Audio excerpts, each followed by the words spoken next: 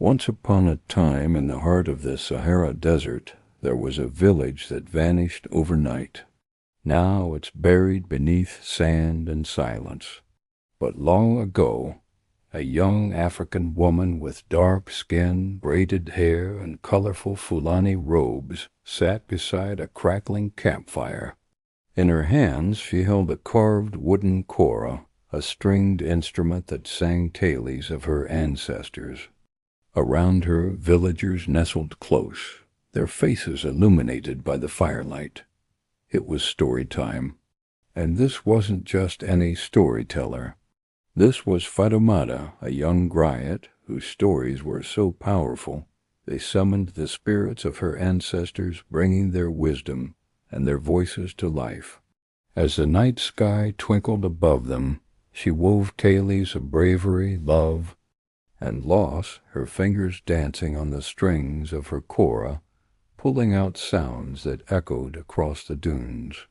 Each note resonated with the heartbeat of the desert, carrying messages from beyond the veil.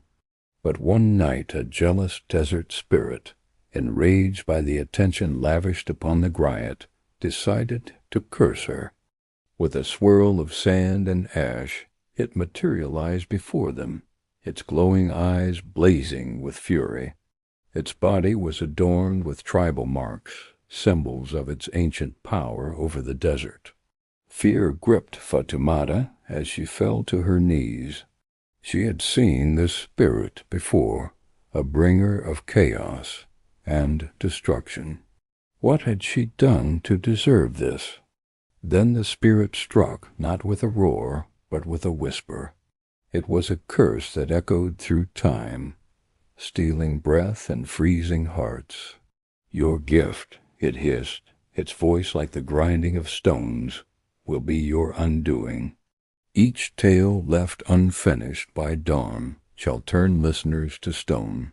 With that it vanished, leaving behind a pregnant silence that swallowed the terrified gasps of the villagers. They were trapped, unable to flee, unable to defy the spirit's curse. And as the first rays of sunlight touched the horizon, they began to stiffen, their faces frozen in masks of horror and wonder. One by one they turned to stone, their bodies contorted in silent screams, forever bound to the village that had become their prison. Only Fatoumata remained human, her heart pounding against her ribs like a trapped bird. She stumbled away from the village, the weight of the curse crushing her spirit.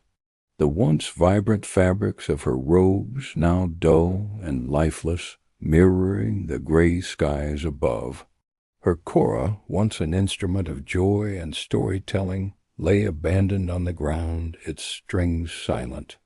Days turned into weeks, weeks into months, and still she wandered, the desert wind whispering tales of the tragedy she had unleashed.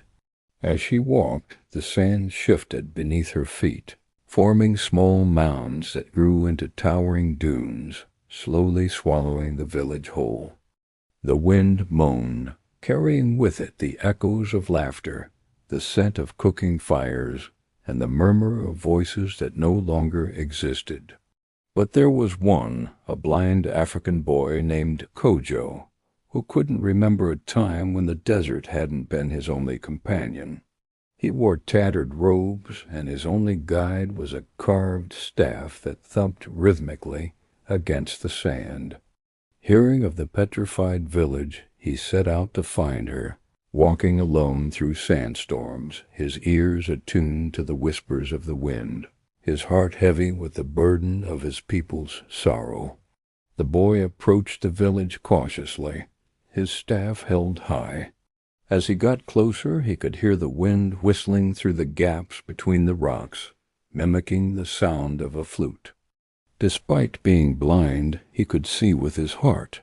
He saw the faces of the villagers frozen in time, their eyes wide with surprise. He felt their pain, their fear, their sorrow. But most of all, he heard their stories, their voices echoing in the wind, begging for peace. When he reached the center of the village, he saw Fatoumata sitting on a rock, her shoulders slumped, her head bowed. He knew without asking questions that she was the one called the Medusa of the Sahara, feared and shunned by all. Yet when he reached out to touch her, she flinched, recoiling as if bracing for an attack. "I am here," Kojo said softly, "to help you." She looked up, her eyes filled with despair. She told him of the curse, how it bound her to this place, stealing her voice and turning her people to stone. She confessed her fear that she would be silenced forever. Kojo listened patiently, his heart aching for her. When she finished, he asked a question. "Will you let me tell your story?" She hesitated, then nodded slowly, and as he began to speak, her eyes widened in surprise. "This is a tale of love, loss, and redemption. It's about the power of community and the strength of hope. It's about the courage to confront one's fears and the kindness to forgive oneself. So can she be redeemed, or will the curse silence her forever?"